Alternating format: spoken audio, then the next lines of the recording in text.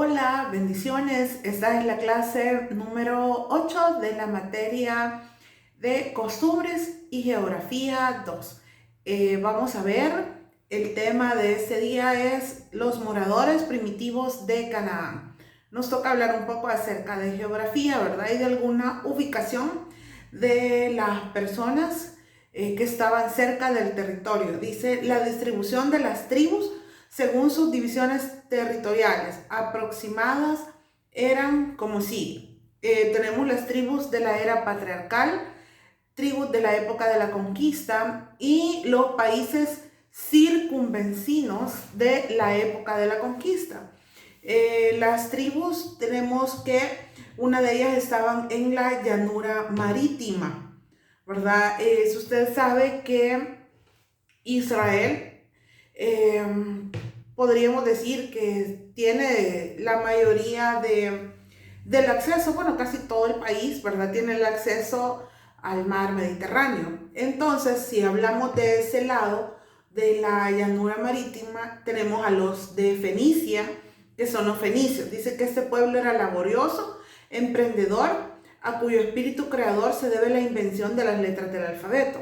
A eso se le atribuye a este pueblo, a los fenicios. Dice de que hay otras potencias en el vaivén de los años se dedicaban a la conquista territorial, la sojuzgación de sus vecinos. Los fenicios se contentaban con el desarrollo pacífico de su vasto comercio marítimo, ¿verdad? Toda la costa, ¿verdad?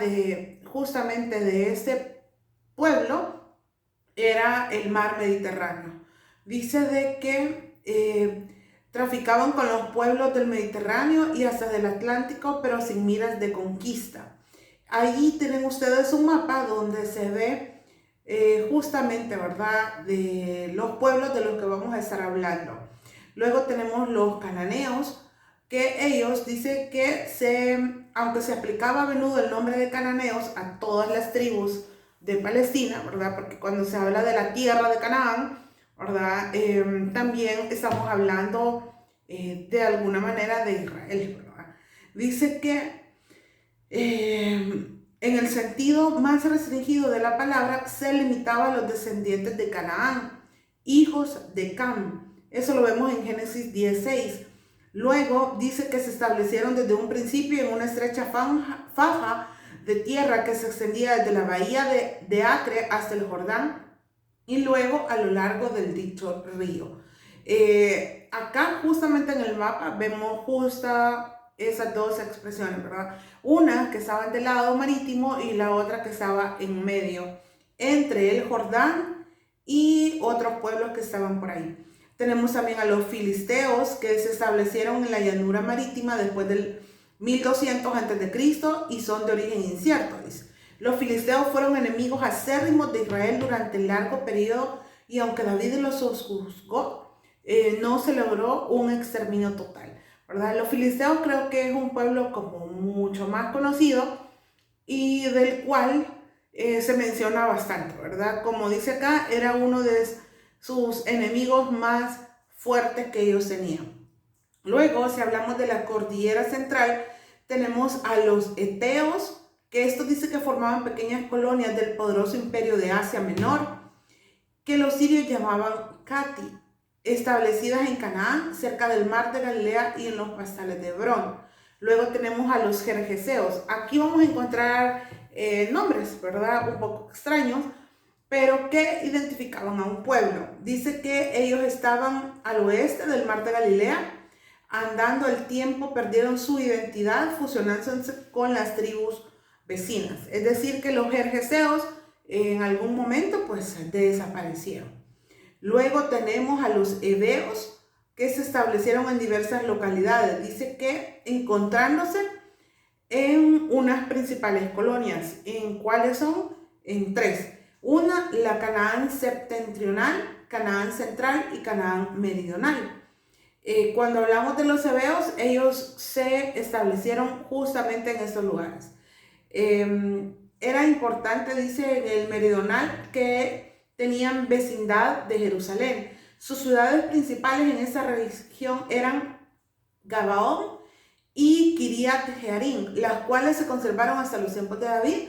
Después de la época de Salomón no se encuentran indicios de ese nombre. Eso lo vemos en Josué 9:7. Luego tenemos a los fereceos, los jebuseos, los amorreos, que también es otro de los pueblos que era muy conocido. Los fereceos dicen que estos se encontraban diseminados por todo el país. En el tiempo de los patriarcas tuvieron su residencia principalmente al norte de la Céfela. Conservaron su identidad como raza hasta el tiempo del cautiverio. Eso lo vemos en Génesis 34:30. Los jebuseos habitaban las comarcas que rodeaban a Jebus, su plaza fuerte, que después de la captura de David fue llamada Jerusalén. Y tenemos a los amorreos. Los amorreos es una de las más potentes tribus de Canaán, al igual que los filisteos, ¿verdad? Eran como de los mejores tribus que habían. Dice, en un principio ocupaban al oeste del Mar Muerto y las regiones montañosas y adyacentes a este. Sufrieron en la invasión de Kedorlaomer, pero ayudaron a Abraham a perseguir al invasor. Después llevaron sus conquistas al otro lado del Jordán, desalojando a los amonitas y a los moabitas de la región del sur y a los rafeos de la norte. Fueron ahí reinos amorreos. Og es el último vástago de aquel pueblo rafeo. Fue derrotado por Moisés en la conquista transjordánica. Vea que los amorreos pues se mencionan bastante y quizás uno de los versículos que se menciona bastante es en Josué 24:15, donde dice de que los amorreos habitaban al otro lado del río. Y vemos también el Valle del Jordán. Dice que los cananeos se enseñorearon en el Valle del Jordán, además de ocupar una porción de la llanura marítima y del otro que se llamaba Esdraelón. Ahora vamos con las tribus de la época de la conquista. Dice que se sabe poco de las tribus de Palestina Occidental o de los cambios de sus fronteras durante la permanencia en Egipto, pero los límites territoriales de la Palestina Oriental han sido relativamente bien delimitados. Si usted se recuerda, ¿verdad?, lo que hemos leído en historia, para ellos, las historias que hemos estado viendo acerca del pueblo de Israel, para ellos son tan importantes los límites. Ellos respetaban los límites de cada pueblo, de un lado al otro, era como su frontera. Y pues yo creo que eso es importante, que cada uno de estas tribus pudieran hacerlo. Y creo que eso también los llevó a ellos, ¿verdad?, a después pasar de una tribu a otra, pues les iba llevando a ir conquistando espacio para su tribu. O como en algunos casos que se dio, que los jerjeseos, ¿verdad?, desaparecieron por completo. Luego tenemos acá los amorreos, que dice que estos están durante el periodo de la permanencia. Como les menciono, los amorreos es una de las tribus más fuertes. Tenemos a los moabitas y los amonitas. ¿Ustedes se recuerdan de dónde ellos aparecieron? Y ellos eran hijos de Lot, ¿verdad? Cuando tuvo el papá, ¿verdad?, Lot, sus hijas lo buscaron a él como hombre, ¿verdad?, para poder hacer que su descendencia fuera más grande, ¿verdad? Porque decían ellas que ya no tenían más descendencia, o sea, ¿cómo hacer descendencia? Entonces se juntaron con su papá y de ahí nacieron los moabitas y los amonitas. Dice que estos hicieron su entrada en la historia durante esta época. Habían ensanchado su territorio hacia llegar al río Jaboc, desalojando a los primitivos emitas y susitas, pero los amorreos hicieron retroceder a los moabitas, obligándolos a limitarse a la región al sur del Arnón, otro de los ríos, río que llegó a ser después en la historia moabita su frontera septentrional. A los amonitas los arrolló en dirección este hasta las fuentes del Jaboc. Dice que el pueblo moabita que vivía en ciudades y los amonitas era un pueblo nómada, ¿verdad? No tenía un lugar justamente establecido, ellos siempre andaban moviéndose. Se constituyeron los supresores de Israel durante un largo periodo. David los sojuzgó, pero más tarde cobraron nuevas fuerzas. Finalmente, dice, las profecías decretadas contra ellas se tardaron mucho en verificarse. Se cumplieron pues la lobreguez y la desolación. Extienden ya su manto sobre los otros en los tiempos fértiles del valle de Moab. ¿Se recuerdan ustedes de dónde venía, o quién más bien salió de ahí, de la tribu de Moab? Y fue Ruth. Dice que encontrándose en las comarcas amonitas a escuetas y casi despobladas lugares. Eso lo vemos en Génesis 19, del 37 al 38. Y para finalizar, vamos a hablar un poco acerca de los pueblos circunvecinos de Israel en la época de la conquista. Estos eran los heveos, que dice que fue un vestigio de esa tribu, ocupó durante los siglos una región al monte, cerca del monte Líbano. Las tribus que son mencionadas en Génesis 10, del 17 al 18, se radicaron también en las inmediaciones del Líbano. Si se fija, y vuelvo y le repito, para ellos delimitar sus espacios y saber dónde estaba cada quien era muy importante.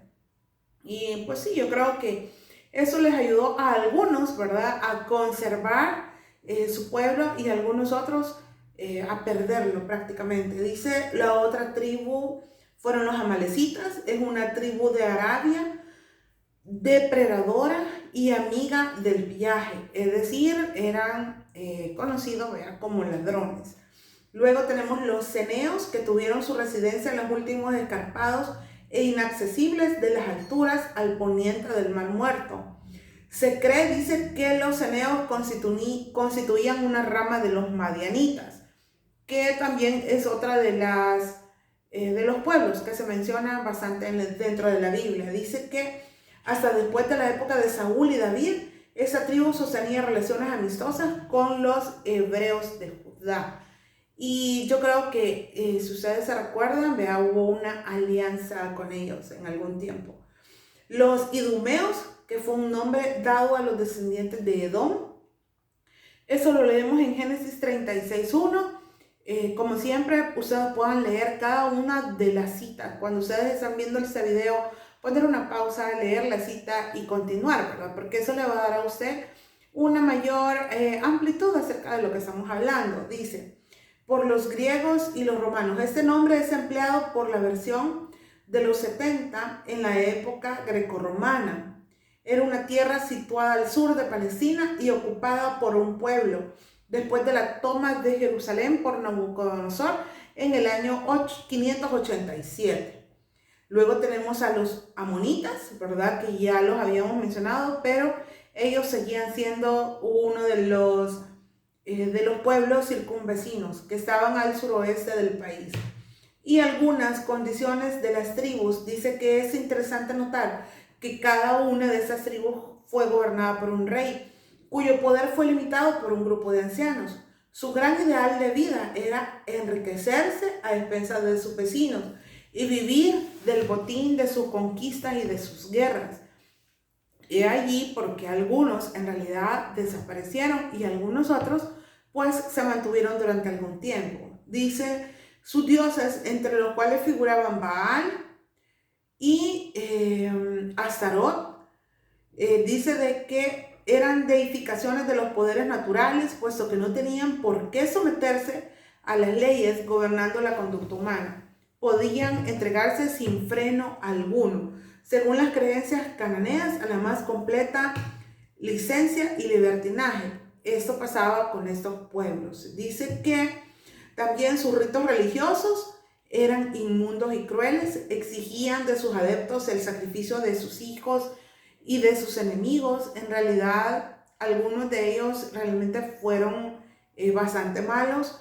También dice que tenían como ritual la prostitución, el culto a la serpiente.